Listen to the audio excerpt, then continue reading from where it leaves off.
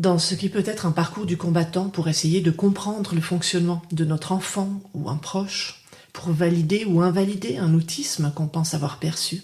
Je me suis retrouvée un jour devant ce psychologue qui suivait l'aîné et m'a tout de suite demandé si j'avais des proches concernés par l'autisme ou si je faisais partie d'une association sur le sujet. J'ai pas compris, sur le moment. Et finalement, j'ai su qu'il parlait de soutien. Et il vérifiait si j'étais épaulée, si j'avais des personnes ressources, des gens qui étaient passés par là, si mon entourage était sensibilisé et allait être plutôt soutenant et protecteur ou plutôt stigmatisant.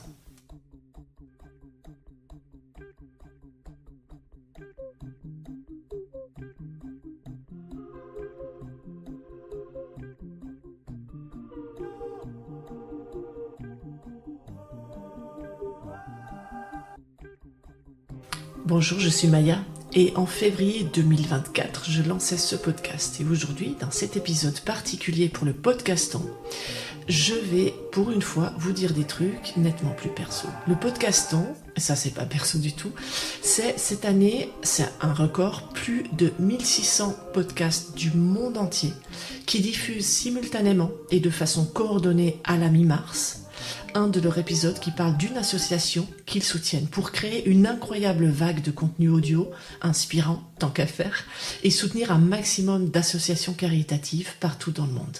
Alors, on m'avait vaguement parlé d'une assoce locale, oui. J'avais une connaissance dedans, ça parlait d'autisme. Et ce psychologue m'a recommandé de m'en rapprocher, ce que j'ai fait. Le diagnostic de ma fille, ça a été le premier dans la famille. Et ensuite, il a fait boule de neige. Les grands-parents, tantes, cousins, frangins. Bref, où qu'on regarde chez nous, en fait, il y a des autistes. Des gens aussi avec des TDAH, beaucoup de HQI, pas mal d'anxieux. Mais ça, à l'époque, personne d'entre nous ne le savait. Moi, j'ai compris un jour. Ça devait être un mardi. La cantine m'appelait une fois de plus. C'est pas l'autisme qui prend la mer, c'est la mer qui porte l'autiste. Moi l'autisme il m'a pris, je m'en souviens, un mardi, talaram. Dès que le vent soufflera, je chercherai. Dès que les vents tourneront, nous nous comprendrons. Bon, pardon, je suis partie complètement en roue libre avec une parodie un peu douteuse.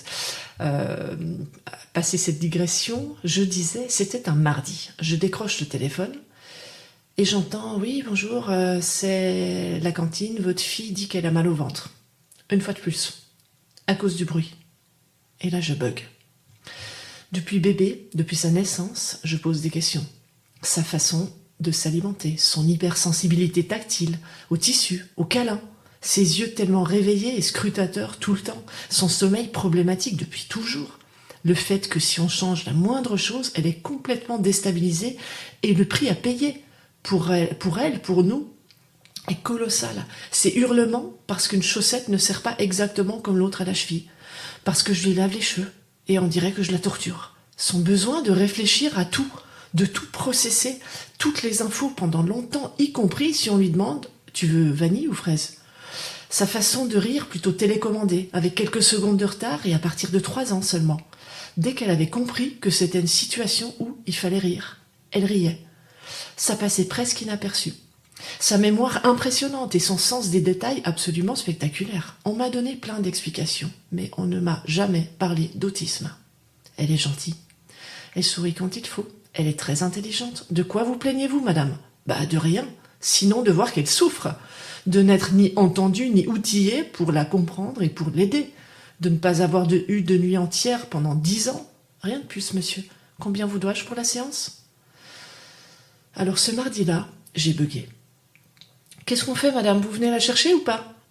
J'ai bugué. J'ai dit, je sais pas. Je ne comprends pas. Je ne sais pas si elle fait ça pour attirer l'attention. Oui, parce que ça aussi, on me l'a tellement répété. Elle fait exprès, madame. Cire, comédie, vous devez être beaucoup plus ferme et strict. Ah, les conseils gratuits et non sollicités, oui, ça, on les distribue volontiers aux parents qui s'interrogent. J'ai continué en disant au téléphone...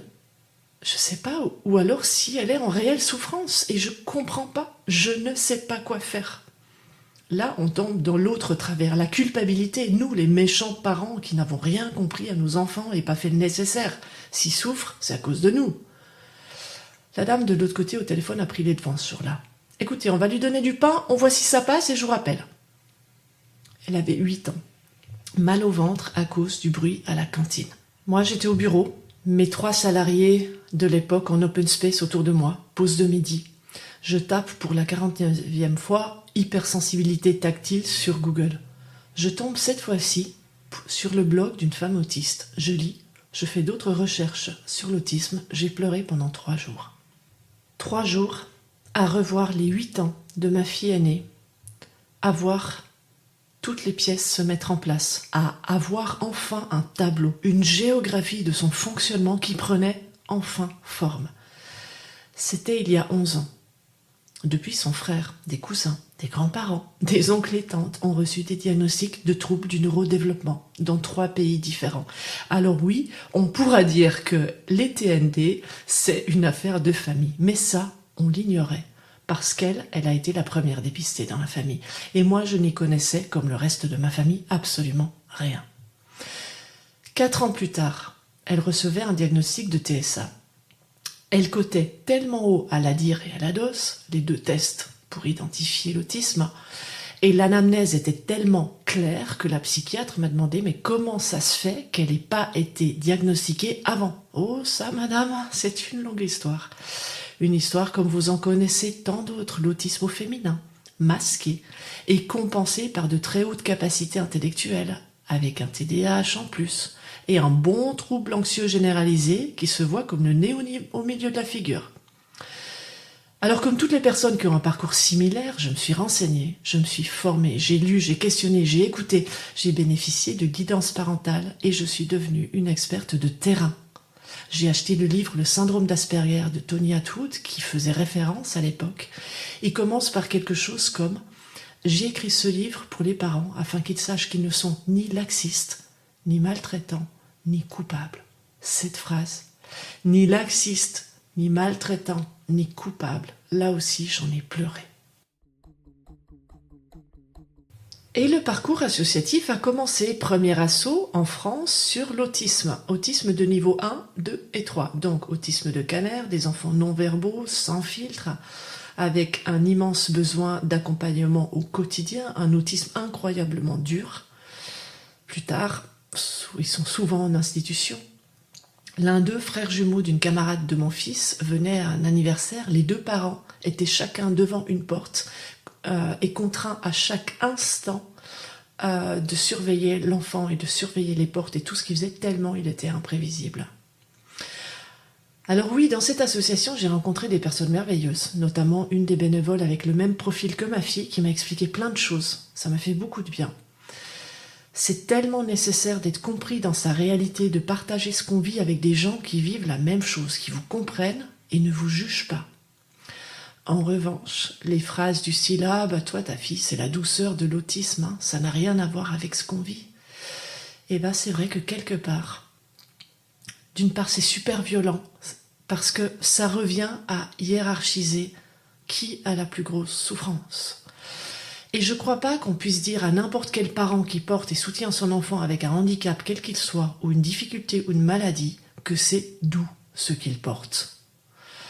Cette expérience, c'était la découverte à la fois du soutien et de l'effet bénéfique, de se retrouver ensemble, de partager ce qu'on vit, et en même temps, c'était le délicat constat que l'autisme de ma fille n'était pas, entre guillemets, suffisamment lourd pour que je sois légitime à exprimer ce que je portais. La seconde asso, c'était à Gérone, en Catalogne. On avait changé de pays. Oh, comme l'autisme est bien pris en compte en Espagne du Nord, en tout cas selon notre expérience. Ça nous a fait un bien fou. C'est là que j'ai expérimenté la guidance parentale. 2 sessions par mois avec une psy spécialisée. Elle me prenait en premier.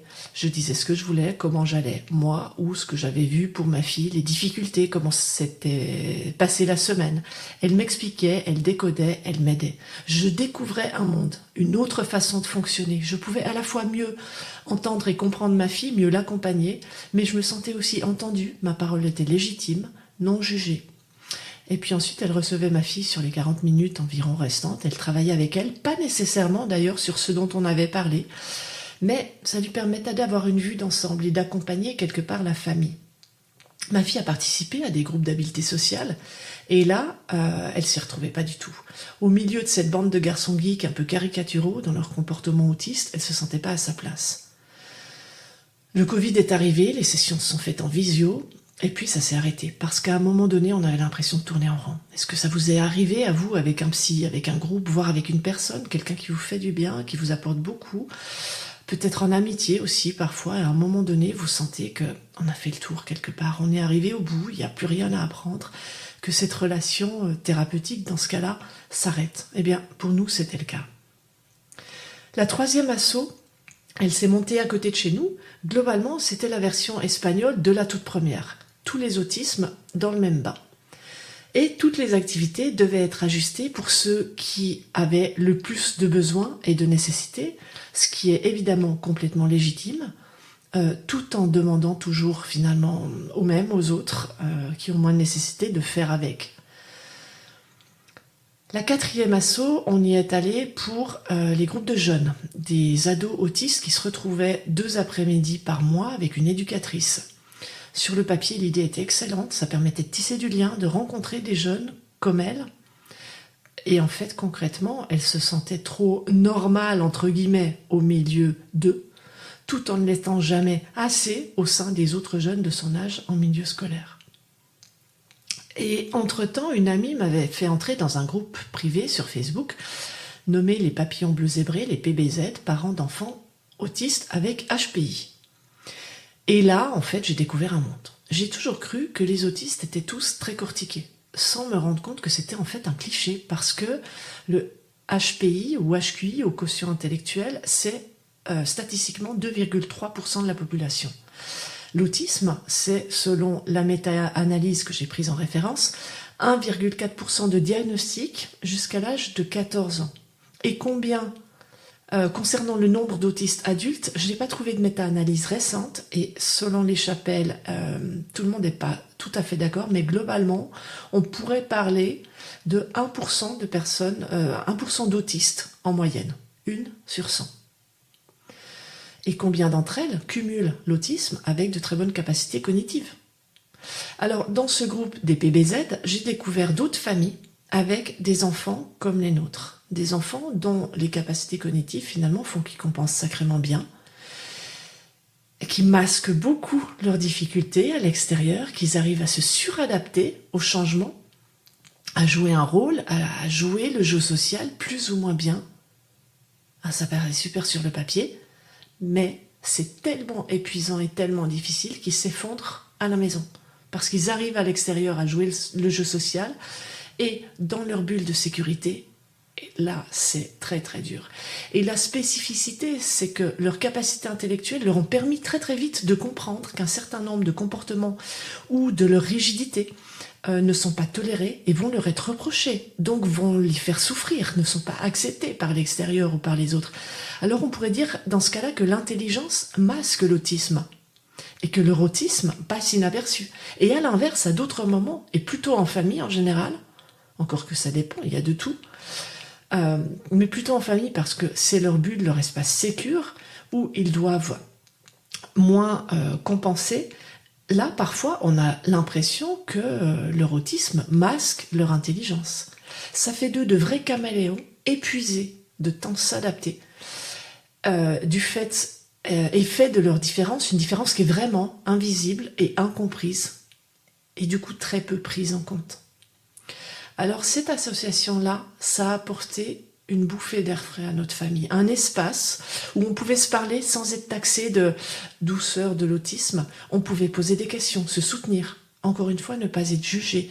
J'ai beaucoup appris, beaucoup échangé, ça m'a énormément soutenue. Et au milieu d'autres parents avec des parcours assez similaires qui sont devenus des experts de terrain, qui se renseignent, qui se forment énormément, il y a des gens super calés dans le domaine. C'est une association qui, depuis le Covid, est sur toute la France, voire la francophonie, grâce aux visio, et qui porte 3 axes. Les 3 axes des PBZ, c'est soutenir les familles, sensibiliser à la double spécificité TSA et HPI, et agir en faveur d'une scolarité inclusive. Ces actions, elles sont menées côté parents à travers des visios à thème chaque mois, par exemple la fratrie, les aménagements scolaires, parler avec les proches, l'entrée dans le monde du travail, le dossier MDPH, l'instruction en famille, les aidants masculins, etc. On fait aussi des cafés visio type groupe de parole pour les nouveaux adhérents. Il y a un groupe privé de 2800 familles qui échangent et se soutiennent. Des webinaires à thème, stress post-traumatique et TSA, pour l'identifier et le prendre en charge. Il y a un dialogue avec l'éducation nationale. Des fiches pratiques aussi sur les thèmes des visios et d'autres thèmes. Et une rencontre entre familles avec ados et jeunes autistes pour cet été, autour d'activités qui leur plaisent aux jeunes pour essayer de créer du lien entre eux. Il y a aussi un carnet Cool School pour présenter l'autisme de son enfant à l'école, et j'en passe. Côté inclusion, au sein du groupe de l'association, il y a pas mal d'enseignants qui à la fois se forment auprès des parents et en même temps œuvrent dans leurs établissements. On organise très prochainement donc un webinaire où les parents en amont vont poser leurs questions. Je dis on parce que vous avez compris que je fais partie de cette association. En amont, les parents posent leurs questions à un représentant de l'éducation nationale qui est identifié, qui est notre interlocuteur, pour que eux aussi puissent d'abord y répondre et ensuite intervenir et expliquer ce qui se passe de leur côté, à quoi ils sont soumis et vers quoi ils ont, et qu'ils puissent aussi entendre la réalité de ce que vivent les familles. L'idée n'étant pas de se taper dessus, mais au contraire d'avoir un dialogue constructif, parce que sur le terrain, malgré la réalité de très nombreuses situations douloureuses et graves, il y a quand même beaucoup de gens qui essayent de faire bouger les choses avec les moyens qu'on leur donne. Donc, dialogue avec eux, c'est un de ces moyens. Et d'autre part, j'ai le plaisir d'intervenir au nom de l'association fin mars dans une formation auprès des enseignants, une 60aine de personnes, sur le thème des élèves à besoins particuliers, les EBEP. Et là, je vais présenter le point de vue des familles, le vécu des familles d'enfants avec autisme et haute capacité intellectuelle. Et sur ce troisième axe, sur le troisième axe en fait dont je n'ai pas encore parlé, voilà, la sensibilisation à la double spécificité, ça se fait via le site internet pour l'instant de l'association, que vous retrouverez évidemment si ça vous intéresse en description de cet épisode, si je n'oublie pas de le mettre ou que je ne le mets pas de façon erronée, comme ça m'arrive souvent. Merci à ceux qui me signalent quand il y a des erreurs. Et évidemment, une action comme celle-ci, le podcaston et parler de nos activités, c'est l'occasion aussi de sensibiliser. Et évidemment, dès qu'on a un petit peu de temps, on essaye d'en parler aussi sur les réseaux sociaux en fonction de nos possibilités, de notre temps. On a aussi le projet, très incessamment sous peu, de faire un groupe privé entre familles témoins et professionnels. Pourquoi ? Parce que très régulièrement, on a des psychologues et d'autres professionnels de santé, ainsi que des professionnels de l'éducation nationale, des enseignants, des AESH, etc., qui demandent à rejoindre le groupe de plus de 2800 familles, dans lequel les familles échangent et se soutiennent. Et on leur dit non. Pourquoi ? Parce que ce groupe-là, c'est pas une vitrine ou un lieu pour apprendre, pour observer. C'est un lieu sécure, normalement, j'espère, où les familles échangent entre elles. Donc on évite de faire rentrer des pros qui veulent se former. En revanche, à chaque fois qu'on dit non à ces personnes-là, on est super embêtés, parce que nous, on adore quand il y a des professionnels qui souhaitent comprendre, s'informer et se former. Du coup, l'idée, c'est de mettre en place un autre groupe qui sera un vrai lieu d'échange, là où les professionnels de santé, de l'éducation, de l'accompagnement qui souhaitent s'informer sur ce que vivent ces familles-là et leurs enfants, leurs ados, et qui souhaitent exposer peut-être aussi eux leurs problématiques, ce à quoi ils sont soumis, et se renseigner, avoir des retours d'expérience sur ce qui fonctionne ou non comme aménagement, par exemple pour les enfants avec le profil autiste et le HPI, ils seront les bienvenus. Et d'ailleurs, vous-même, n'hésitez pas à nous faire signe si vous souhaitez être parmi les premiers, familles témoins ou professionnels, à nous rejoindre. Après cette présentation de l'association Les PBZ et avant de terminer, j'avais envie de vous parler un peu plus des coulisses de la vie associative. Je sais qu'en santé mentale, il y a beaucoup de personnes qui sont engagées dans le bénévolat, alors peut-être que vous verrez bien ce dont je parle, ou que vous aurez une autre expérience et une autre vision des choses. Et dans les deux cas, n'hésitez pas à commenter ou à écrire, c'est toujours intéressant et enrichissant de partager les expériences et de voir d'autres points de vue. Alors de mon côté, je trouve que c'est quand même sacrément difficile parfois de travailler en groupe d'une façon générale, et là je ne vise personne, c'est un constat que j'ai fait au niveau professionnel, que je fais aussi quand on est dans des groupes d'études, quand on va à une réunion de parents d'élèves, la réunion des voisins, etc. Mais justement c'est rigolo parce que quand on y pense, on retrouve assez régulièrement la même configuration. Vous me direz si vous repérez les mêmes personnages que moi. Il y a le rigolo de service qui fait le clown, qui fait marrer tout le monde, qui semble pas prendre grand chose au sérieux. Et lui, il est très utile pour désamorcer les situations explosives. Il y a le schtroumpf à lunettes, ou Hermione Granger, la personne qui a toujours la bonne réponse, mais surtout, pour qui c'est urgent de faire savoir à tout le monde qu'elle l'a, elle, la réponse. Cette personne-là, elle est très pratique si jamais on a oublié des règles, et même avant de savoir qu'on les a oubliées, elle pourra nous les rappeler. Il y a le petit chef, toujours prêt à taper du poing sur la table. Lui, il s'enflamme pour ses propres combats, il crie au scandale, il assume complètement, voire il apprécie de terrifier les autres. Très pratique à avoir dans sa bande, faut éviter d'être dans sa ligne de mire, à moins de savoir aboyer plus fort que lui. Il y a aussi la personne qui est toujours dans la lune, attendrissante, avec son commentaire systématiquement inapproprié ou décalé. C'est une personne qui ramène un peu de douceur et de poésie dans le groupe. En général, on trouve aussi Ken ou Barbie. Et quand il y a les deux dans le même groupe, c'est assez marrant de les voir s'évaluer et s'envisager pour voir si l'autre est à sa hauteur, le beau gosse et la bombe du groupe. Charmant et charmeur, un régal pour les yeux, parfois rafraîchissant pour les neurones parce que on risque en général pas la surchauffe avec eux. Il y a la fourmi. Elle bosse. Elle fournit un boulot de dingue. Elle fait avancer les choses. Elle est silencieuse, rarement remerciée ou récompensée. On remarque la charge de travail qu'elle portait uniquement quand elle n'est plus là. Il y a aussi la cigale. Elle fiche pas grand-chose, mais quand elle daigne déplacer une patte, alors là, il faut faire une chanson à sa gloire. Enfin, elle se fait de sa propre chanson à sa gloire que vous êtes sommé de scander et de chanter avec elle, sinon elle se vexe. Et elle vous menace de vous priver de sa musique. Mais comme elle fait encore plus de bruit en râlant qu'en chantant, eh ben, vous l'applaudissez pour qu'elle continue à chanter, c'est un moindre mal. Il y a aussi l'intello, hyper pointilleux dans ses données, dans ses tableaux, qui se fout de son look comme de l'état émotionnel des autres, mais pas du tout de la qualité et de l'organisation des données. Et puis il y a tous les autres, un peu de ci, un peu de ça, alternant parfois un rôle ou l'autre, des doux mélanges, parce que, bien entendu, tout ce que je viens de dire, c'est une grossière caricature qui est destinée à vous faire rire et sourire. Et peut-être aussi à vous faire supporter donc quelques réunions, que ce soit au boulot ou à l'école ou en vie associative, parce que quand vous devez y aller malgré votre manque d'envie, voire que vous suspectez carrément que c'est complètement inutile d'aller dans cette réunion, eh bien pourquoi pas y aller pour observer le théâtre humain, parce que c'est quand même super intéressant.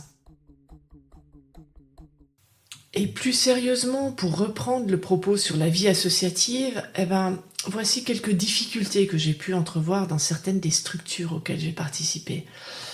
Parfois, il y a des gens qui aiment la lumière, qui se mettent en avant. Parfois, ils ont vraiment bossé comme des fous, parfois un petit peu moins. Mais ils attirent la lumière sur eux, tandis que les travailleurs de l'ombre, ils restent, eux, dans l'ombre. J'ai rencontré il y a quelques années celui qui débarque au dernier moment, qui remet tout par terre, ou tout à plat, qui repart aussi vite qu'il est entré, qui laisse ceux qui ont bossé sur le carreau. C'est pas cool, ça. J'ai souvent croisé aussi le perfectionniste, celui pour qui c'est jamais prêt, c'est jamais fini, il faut toujours améliorer un truc, qui en soi a raison, parfois c'est pas facile à vivre pour les autres. Et il y a aussi la personne avec un TDAH qui est épuisant avec ses 124 idées à l'heure, et quand il est sur un truc, il fonce comme une fusée, qui attend pas parce que le moteur est déjà lancé, fatigant pour les autres celui-là, parfois fatigant même pour lui-même. Je présente mes plus plates excuses à ceux qui me connaissent. Et surtout, il y a énormément de personnes investies dans l'ombre, qui déplacent des montagnes, qui font des actions de fous et qui ne se mettent jamais en avant, soit parce qu'ils aiment pas ça, soit parce qu'ils savent pas faire. Et ceux-là, il faut infiniment les remercier parce qu'ils font un travail de dingue. Et sans eux, ça n'avancerait pas. Dans le monde de l'entreprise, c'est déjà pas facile, mais normalement, légalement, il y a un salaire au bout. Et si tout va bien, un peu de gratification, de reconnaissance ou autre chose, du lien social, des apprentissages, quelque chose qui fait du bien. Dans le monde associatif, il n'y a pas de salaire. Alors c'est super important qu'il y ait une autre forme de gratification, que votre engagement associatif vous apporte quelque chose. Certains vont y trouver du lien social, justement. D'autres, une activité qui leur fait du bien. Pour certains, ça va être une étape pour un démarrage ou pour un retour à la vie active. Et pour d'autres, une entrée plus douce en retraite. Pour certains, ça va être une façon d'exercer ses compétences ou de se livrer à ses passions. Et pour d'autres, une façon d'acquérir de nouvelles compétences. Et pour la majorité, il y a la joie de se sentir utile, de trouver du sens à ses actions, de pouvoir aider. Mais ça ne devrait pas se faire aux dépens de soi, de sa famille. Dans le bénévolat, se sentir utile et la joie d'aider, c'est pas suffisant, je trouve, parce que c'est la porte ouverte aux abus. Et quand on donne trop, hélas, très vite, les autres peuvent trouver votre engagement, votre don de vous normal, voire carrément que c'est un dû. Alors, quand vous commencez à poser vos limites et que vous rappelez que vous êtes bénévole, ça peut crisper. Alors qu'à la base, c'est juste normal. C'est pour ça qu'à mon sens, toute action dans le bénévolat devrait vous apporter quelque chose en plus. Vous devez y trouver votre compte d'une façon ou d'une autre pour que cet engagement, ce don de vous, soit win-win, soit aussi bénéfique pour vous. Et à ceux qui montent des associations et vont chercher des bénévoles, attention à ne pas abuser des bénévoles, à ne pas les enfermer, les coincer, se servir d'eux. Le bénévolat, c'est pas fait pour s'appauvrir, c'est pas fait pour perdre son énergie, c'est pas fait pour être utilisé. Mais bien pratiqué, quand on s'engage dans une association, c'est aussi l'occasion d'expérimenter l'altruisme, l'altérité, de créer du lien, de vivre du lien, d'apprendre à faire un cadeau à l'autre, de s'intéresser à lui. Il y a quelque chose de beau, de formateur et aussi de thérapeutique pour certains, parce que ça peut permettre de retrouver de la confiance en soi, de se sentir utile, de s'impliquer et de s'engager dans une cause, de choisir ses combats et de s'unir dans la lutte, de prendre une place dans un projet, de commencer la vie active ou de gérer une entrée dans la vie professionnelle. Et pour conclure, après vous avoir parlé de la nécessité d'être entouré quand on commence un parcours de diagnostic pour soi ou pour son enfant, après vous avoir partagé un petit bout de mon parcours avec ma fille et avec son accord, après vous avoir raconté les associations par lesquelles je suis passée avant de vous parler des PBZ, après avoir chanté un truc à la con, après avoir, je l'espère, vous avoir amusé avec ma caricature des groupes, eh bien, j'aimerais simplement finir sur ce constat réaliste. Il me semble que le bénévolat, c'est beau. Mais le bénévolat, ça peut être dangereux. Mais encore, c'est surtout beau, parce que je crois qu'on peut s'épanouir dans le bénévolat dans ces conditions, en veillant à ce que ce soit vraiment gagnant-gagnant. C'est une belle aventure, on expérimente plein de choses, on apprend beaucoup, on se prend parfois quelques claques, ou portes claquées, mais on va dire que ça fait partie des apprentissages, des expériences. Et surtout, on y fait des rencontres incroyables, on tisse du lien, on se sent utile. Et à ce stade, je voudrais dire un immense merci à tous les gens qui font les PBZ, les papillons bleus zébrés, à tous ceux que j'ai rencontrés. C'est impossible de nommer tout le monde parce que je vais forcément oublier quelqu'un, mais je voudrais vous dire un immense merci de m'avoir invité à vous rejoindre, un immense merci pour tout ce que vous faites pour cette association, pour ces familles, un immense merci pour tout ce qu'on fait ensemble. Et si vous êtes parent d'enfants à la double spécificité, vous pouvez demander à rejoindre le groupe privé sur Facebook des papillons bleus zébrés. Remplissez bien le questionnaire d'adhésion, parce que sinon, vous ne serez pas reçu. Et merci pour votre écoute, merci pour votre soutien, merci pour vos étoiles et vos commentaires aussi qui font vivre ce podcast. Et à très bientôt chez les papillons ou ailleurs.